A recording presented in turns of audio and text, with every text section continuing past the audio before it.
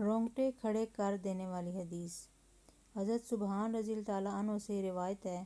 کہ رسول اللہ صلی اللہ علیہ وآلہ وسلم نے ارشاد فرمایا،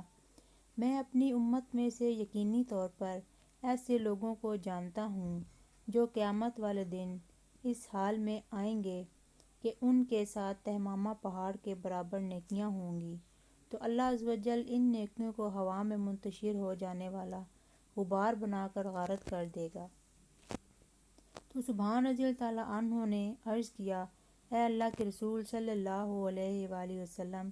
ہمیں ان کی نشانیاں بتائیے، ہمارے لیے ان لوگوں کا حال بیان فرمائیے تاکہ ایسا نہ ہو کہ ہم انہیں جان نہ سکیں اور ان کے ساتھ ہو جائیں۔ تو رسول اللہ صلی اللہ علیہ وآلہ وسلم نے ارشاد فرمایا، وہ لوگ تم لوگوں کے دینی بھائی ہوں گے اور تم لوگوں کی جلد ظاہری پہچان اسلام میں سے ہوں گے اور رات کی عبادت میں سے اسی طرح حصہ لیں گے جس طرح تم لوگ لیتے ہو،